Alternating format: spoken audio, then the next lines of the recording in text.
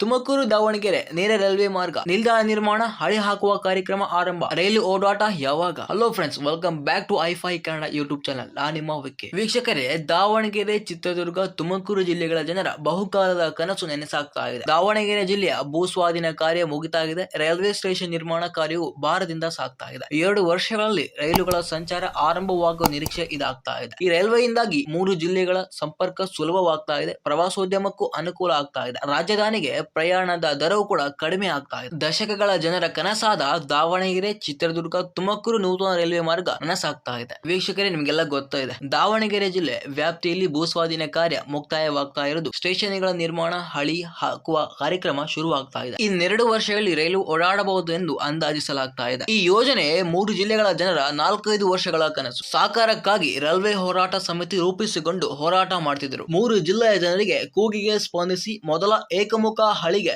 ಕೇಂದ್ರ ರೈಲ್ವೆ ಇಲಾಖೆ ಅನುಮೋದನೆ ನೀಡಿತ್ತು. ನಂತರ 2023ರ ಬಜೆಟ್ ನಲ್ಲಿ ಜೋಡಿ ಹಳಿಗೆ ಅನುಮೋದನೆ ನೀಡಿದ್ರಿಂದ ಮತ್ತೆ ಅಗತ್ಯ ಬಿದ್ದ ಭೂಮಿಯ ಭೂಸ್ವಾಧೀನ ಪ್ರಕ್ರಿಯೆ ಕೂಡ ಆರಂಭವಾಗಿತ್ತು.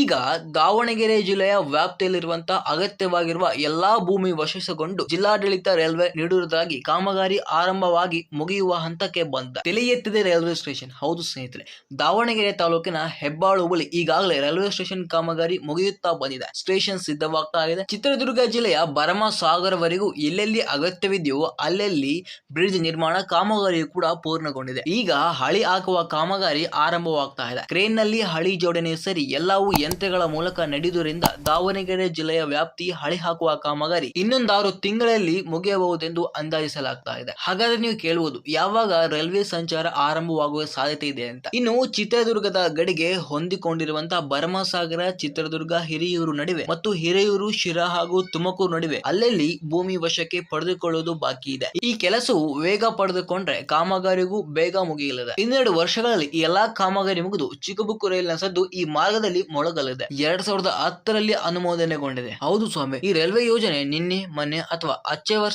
ವರ್ಷದಲ್ಲ ಸ್ವಾಮಿ. 2010ರಲ್ಲಿಯೇ ಈ ರೈಲ್ವೆ ಯೋಜನೆ ಅನುಮೋದನೆ ಪಡೆದುಕೊಂಡಿತ್ತು. 2010ರಲ್ಲಿ ಅನುಮೋದನೆ ಪಡೆದುಕೊಂಡ ರೈಲ್ವೆ ಯೋಜನೆ ಸ್ಥಿತಿ ಇನ್ನೂ ಕೂಡ ಕಾಮಗಾರಿಯಲ್ಲಿದೆ, ಇನ್ನೂ ಕೂಡ ಪ್ರಗತಿಯಲ್ಲಿದೆ. ನಂಬೋಕಾಗ್ತಾ ಇಲ್ಲವಲ್ಲ? ಹೌದು ವೀಕ್ಷಕರೇ, ರಾಜ್ಯ ಸರ್ಕಾರ ಈ ಯೋಜನೆ ಸೇರಿ ರಾಜ್ಯದ 4 ರೈಲ್ವೆ ಯೋಜನೆಗಳಿಗೆ 50% ಅನುದಾನ ಭರಿಸುವುದಾಗಿ ಹೇಳಿದಾಗ 2009ರಿಂದ 2020ನೇ ಸಾಲಿನ ಕೇಂದ್ರದ ರೈಲ್ವೆ ಬಜೆಟ್ ನಲ್ಲಿ ಈ ಯೋಜನೆ ಸೇರಿ ಒಟ್ಟು ರಾಜ್ಯದ 4 ಯೋಜನೆಗಳಿಗೆ ಅನುಮೋದನೆ ನೀಡಲಾಗಿತ್ತು. ಆ ನಂತರ ಬಹಳ ವರ್ಷಗಳ ಕಾಲ ಈ ಯೋಜನೆ ಕ್ರಾಸಿನಲ್ಲಿ ನಿಂತಿತ್ತು. ಈಗ ಚಲಿಸ್ತಾ ಇದೆ, ಆದ ಕಾರಣ ತಡವಾಗ್ತಾ ಇದೆ. ದಾವಣಗೆರೆ ಚುರುಕು ಮೂಡ್ತಾ ಇದೆ. ವೀಕ್ಷಕರೇ, 3 ಜಿಲ್ಲೆ ವ್ಯಾಪ್ತಿಯಲ್ಲಿರುವಂತಹ ಭೂಸ್ವಾಧೀನ ಕಾರ್ಯ ಶುರುವಾದರೂ ದಾವಣಗೆರೆ ಜಿಲ್ಲೆಯ ವ್ಯಾಪ್ತಿಯ ಭೂ ಆಡಳಿತ ಭೂಸ್ವಾಧೀನ ಪ್ರಕ್ರಿಯೆ ಚುರುಕುಗೊಳಿಸಿ 100% ಭೂಮಿಯನ್ನು ವಶಪಡಿಸಿಕೊಂಡು ರೈಲ್ವೆ ಇಲಾಖೆಗೆ ಹಸ್ತಾಂತರಿಸಿತು. ಇದರ ಪರಿಣಾಮ ಈ ಯೋಜನೆ ಕಾಮಗಾರಿ ಶುರುವಾಗಿ 6 ತಿಂಗಳ ಒಳಗೆ ದಾವಣಗೆರೆ ಜಿಲ್ಲಾ ವ್ಯಾಪ್ತಿಯ ಕಾಮಗಾರಿಯೇ ಮುಗಿಯಬಹುದು ಎಂದು ಅಂದಾಜಿಸಲಾಗ್ತಾ ಇದೆ. 2024-25ನೇ ಸಾಲಿನ ರೈಲ್ವೆ ಬಜೆಟ್ ನಲ್ಲಿ ನೇರ ರೈಲು ಮಾರ್ಗಕ್ಕೆ 150 ಕೋಟಿ ರೂಪಾಯಿ ವೆಚ್ಚದ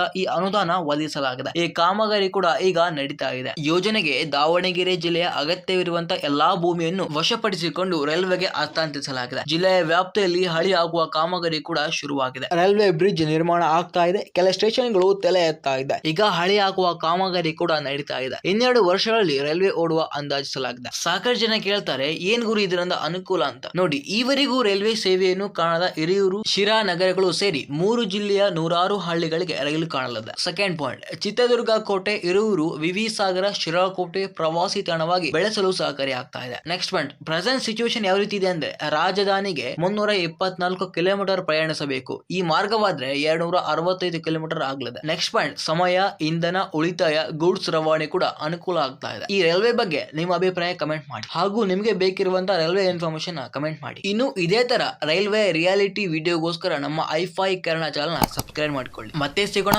ಮುಂದೊಂದು ವಿಡಿಯೋದಲ್ಲಿ.